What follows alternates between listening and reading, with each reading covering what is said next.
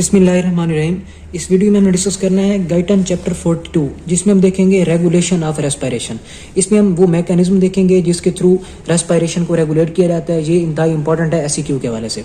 अब हम सबसे पहले देखते हैं कि रेगुलेशन ऑफ रेस्पिरेशन जो है वो ब्रेन के थ्रू कैसे होती है। तो जो ब्रेन है उसके अंदर सेंटर्स होते हैं जिन्हें हम कहते हैं रेस्पिरेटरी सेंटर्स। ये की रेगुलेटर होते हैं रेस्पिरेशन के, रेस्पिरेटरी सेंटर्स। अब ये रेस्पिरेटरी सेंटर्स कहाँ पे लोकेटेड होते हैं और कितने टाइप के हैं? पहला होता है डॉर्सल रेस्पिरेटरी सेंटर या dorsal respiratory group, dorsal respiratory group. और दूसरा होता है ventral respiratory group, dorsal ventral respiratory group. और एक होता है नीमोटैक्सिक, नीमोटैक्सिक। और फोर्थ भी होता है जिसको हम कहते हैं एपनियोस्टिक सेंटर। अब ये 4 जो सेंटर्स हैं, एपनियोस्टिक सेंटर का गाइटन में जो इसमें डिटेल नहीं दी हुई, डायग्राम में इसको जाहिर किया हुआ है। अब ये dorsal respiratory group, ventral respiratory group, pneumotaxic and apneustic centre होते हैं जो रेगुलेट करते हैं रेस्पिरेशन को। ये होते हैं ब्रेन के सेंटर्स। अब जो डॉर्सल रेस्पिरेटरी ग्रुप है ये क्वाइट रेस्पिरेशन यानी कि जो नॉर्मल रेट ऑफ रेस्पिरेशन है उसको कंट्रोल कर रहा होता है। नॉर्मल रेस्पिरेशन को कंट्रोल करता है डॉर्सल रेस्पिरेटरी ग्रुप। किस तरह कंट्रोल करता है? पहले हम देखते हैं कि ये लोकेटेड कहाँ पे होता है। ये लोकेटेड होते हैं, ये ऊपर है पॉन्स है और नीचे जो है मेडल्ला है। अब ये पॉन्स ऊपर वाला एरिया, यहाँ पे मेडल्ला है, इनके दरमियान में एक जो है वो सेपरेशन है। अब ये मेडल्ला के अंदर प्रेजेंट होता है डॉर्सल साइड के ऊपर। जो वेंट्रल के ऊपर होगा वो होगा वेंट्रल रेस्पिरेटरी ग्रुप। अब डॉर्सल साइड के ऊपर प्रेजेंट होता है डॉर्सल रेस्पिरेटरी ग्रुप, वेंट्रल पे होता है वेंट्रल रेस्पिरेटरी ग्रुप। अब क्या होता है, जो डॉर्सल रेस्पिरेटरी ग्रुप है ये प्रेजेंट होता है न्यूक्लियस ट्रैक्टस सॉलिटैरियस में, न्यूक्लियस ट्रैक्टस सॉलिटैरियस। अब इसमें ये प्रेजेंट होता है। अब जो न्यूक्लियस ट्रैक्टस सॉलिटैरियस होता है ये इसमें लोकेटेड होता है डॉर्सल रेस्पिरेटरी ग्रुप। अब ये किस तरह नॉर्मल रेस्पिरेशन को कंट्रोल कर रहा होता है? ये कंट्रोल कर रहा होता है इंस्पायरेटरी रैंप सिग्नल के थ्रू। अब ये इंस्पायरेटरी रैंप सिग्नल क्या है?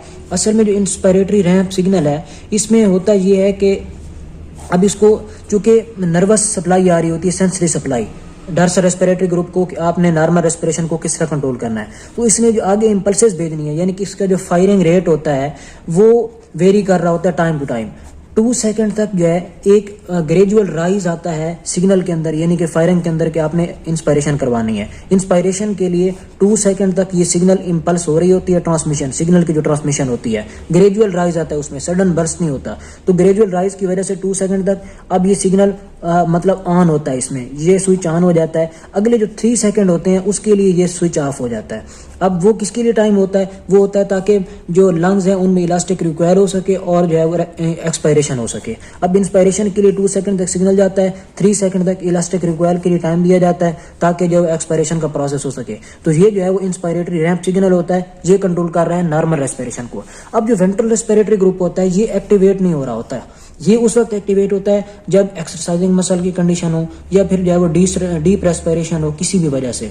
तो उस सूरत में यानी कि हाइपर वेंटिलेशन करवानी हो तो उसमें जो है वो मतलब वेंट्रल रेस्पिरेटरी ग्रुप इन्वॉल्व हो रहा होता है। दूसरा होता है नीमोटैक्सिक। अब नीमोटैक्सिक कहाँ पे होता है? ये होता है न्यूक्लियस पैराब्रेकियलिस में, ये यहाँ पे होता है, ठीक है। अब ये जो है हमारे पास प्रेजेंट होता है, जो हमारे पास डॉर्सल रेस्पिरेटरी ग्रुप है, डॉर्सल प्रेजेंट होता है न्यूक्लियस ट्रैक्टस सॉलिटैरियस के अंदर।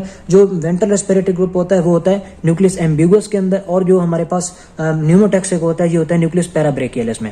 अब ये कहाँ? इसके दरमियान में अब यहाँ पे एक सेपरेशन है पॉन्स और मेडल्ला के दरमियान, वहाँ पे होता है एपनियोस्टिक सेंटर। नीमोटैक्सिक कहाँ पे है? पॉन्स में है बिल्कुल, और ये सेपरेशन यानी बाउंड्री के ऊपर है। अब नीमोटैक्सिक ने सिग्नल देने होते हैं आगे, इसने मतलब एक तरह का फीडबैक कंट्रोल करवाना होता है, नेगेटिव फीडबैक। अब नेगेटिव फीडबैक किस तरह होगा?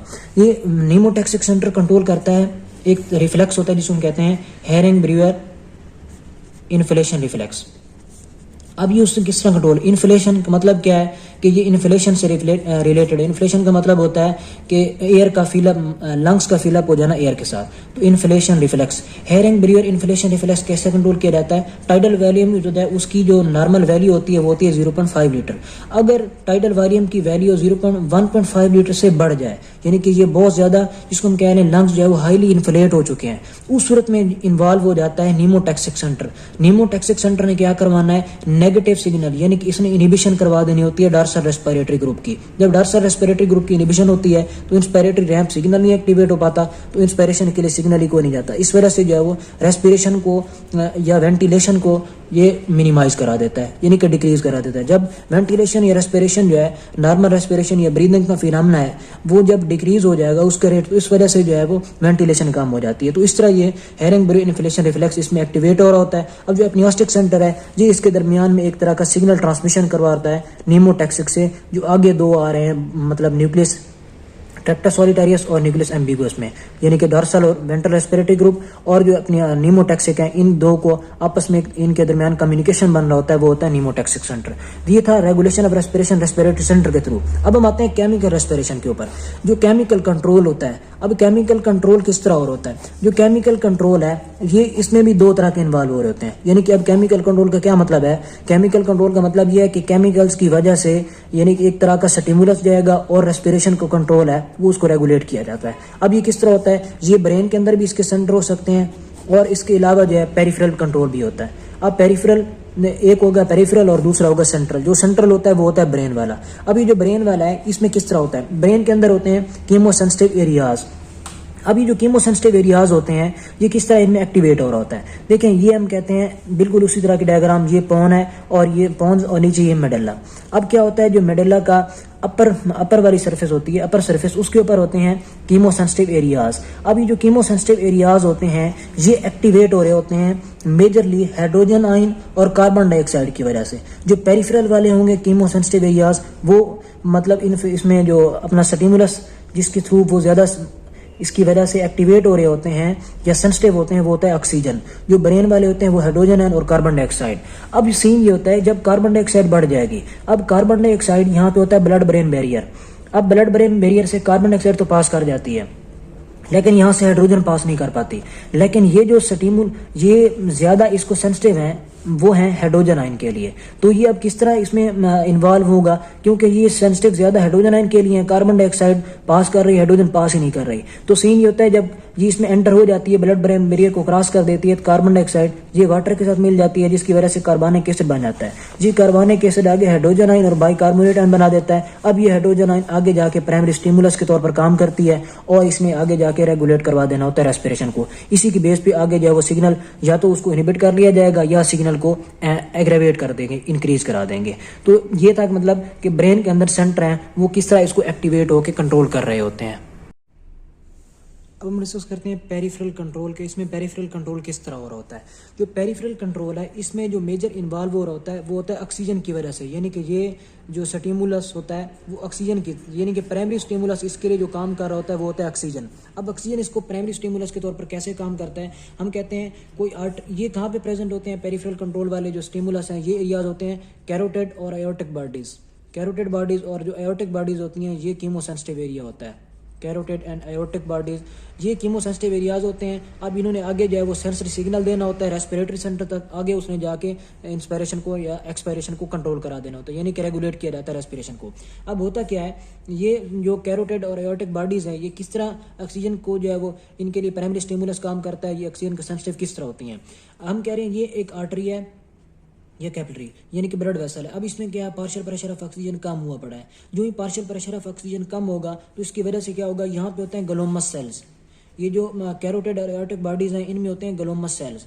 ये जो ग्लोमस सेल्स हैं ये इनके अंदर होते हैं पोटाशियम चैनल। अब पार्शियल प्रेशर ऑफ ऑक्सीजन कम होने की वजह से ये पोटाशियम चैनल ब्लॉक हो जाते हैं। पोटाशियम चैनल ने क्या करवाना होता है, पोटाशियम ई फ्लक्स करा के इसको जो मेम्ब्रेन है उसको रेस्टिंग मेम्ब्रेन पोटेंशियल बरकरार रखना होता है। अब पोटाशियम चैनल ब्लॉक हो चुके हैं तो पोटाशियम ई फ्लक्स हो नहीं पाता, जिसकी वजह से क्या हो जाता है, कैल्शियम चैनल ओपन होते हैं, कैल्शियम का इनफ्लक्स हो जाता है। अब जो ही कैल्शियम का इनफ्लक्स होगा तो एक तरह की डीपोलराइजेशन की स्टेट हो जाती है। अब ये डीपोलराइजेशन की स्टेट की वजह से क्या होगा, एक सिग्नल यहाँ से एक तरह का सिग्नल प्रोड्यूस हो जाएगा, डीपोलराइजेशन की वेव। इसने आगे क्या करना होता है, या तो ग्लॉसोफरेंजियल नर्व, अगर ग्लॉसोफरेंजियल नर्व के थ्रू जा रहा है तो वो हेरिंग्स नर्व और ग्लॉसोफरेंजियल नर्व वो होगा कैरोटिड बॉडी। अगर ये डायरेक्ट जो है जा रहा है यहाँ पे वेगस नर्व के थ्रू, अगर वेगस नर्व के थ्रू जाएगा तो वो होगी एओर्टिक बॉडी। तो ये दो जो नर्व्स हैं ये सिग्नल, इनको प्रेशर बफर नर्व का नाम दिया जाता है। ये क्या करती हैं, यहाँ से जो है वो सिग्नल लेके जाएंगे रेस्पिरेटरी सेंटर के अंदर। आगे रेस्पिरेटरी सेंटर जो है वो रेगुलेट करेगा रेट ऑफ इंस्पिरेशन को, कि जो है वो इंस्पिरेशन का रेट जो है बढ़ा दिया जाए, जिसकी वजह से ऑक्सीजन की जो प्रॉपर है वो वेंटिलेशन हो सके। तो इसमें जो है वो ये मेजर कंट्रोल कर रही होती हैं। पेरिफेरल कंट्रोल के अंदर ऑक्सीजन का स्टिमुलस जो है मेजर होता है। उसके बाद है कि रेगुलेट कैसे किया जाता है एक्सपायरेशन को, इंस्पायरेशन को during exercise, regulation of inspiration या रेस्पायरेशन ड्यूरिंग एक्सरसाइज। अब एक्सरसाइज में थोड़ा डिफरेंट होता है सीन। अब होता क्या है, जो ही एक्सरसाइज के लिए बंदा प्रिपेयर होने लगता है तो एक तरह का सिग्नल जाता है, उसे हम कहते हैं एंटीसिपेटरी सिग्नल। अब एंटीसिपेटरी सिग्नल असल में उसको प्रिपेयर करा रहा होता है मसल्स को कि इसमें जो कार्बन डाइऑक्साइड कंसंट्रेशन है वो इतनी बड़ी नहीं है अभी, लेकिन उसके बावजूद जो है एक एंटीसिपेटरी सिग्नल गया जिसकी वजह से एल्वुलर वेंटिलेशन बढ़ जाती है। अब ये क्या हुआ, एकदम एल्वुलर वेंटिलेशन बढ़ गई। ये एल्वुलर वेंटिलेशन क्यों बढ़ी, क्योंकि यहाँ पे कार्बन डाइऑक्साइड की वैल्यू नॉर्मल थी जो वैसे होती है, तो यहाँ पे जब एंटीसिपेटरी सिग्नल आएगा तो जब वेंटिलेशन का रेट बढ़ेगा तो कार्बन डाइऑक्साइड की कंसंट्रेशन ऑटोमेटिकली डिक्रीज कर जाएगी। उसके बाद क्या होता है, जब मसल को एक्सरसाइजिंग कंडीशन में लाया जाता है तो फिर ऑटोमेटिकली वेंटिलेशन भी बढ़ेगी और इसकी वजह से क्या होगा, कार्बन डाइऑक्साइड के बढ़ने की वजह से वेंटिलेशन बढ़ जाएगी। अब इसके बढ़ने की वजह से जब वेंटिलेशन बढ़ेगी तो इस तरह जो कार्बन डाइऑक्साइड है उसको बाहर की तरफ ब्लो ऑफ कर दिया जाएगा। तो इस तरह जो है वो रेगुलेट किया जाता है रेस्पायरेशन को ड्यूरिंग एक्सरसाइजिंग कंडीशन। इसमें एंटीसिपेटरी सिग्नल का रोल होता है। उसके बाद जो है वो कार्बन डाइऑक्साइड बढ़ने की वजह से वेंटिलेशन का रेट भी बढ़ जाता है।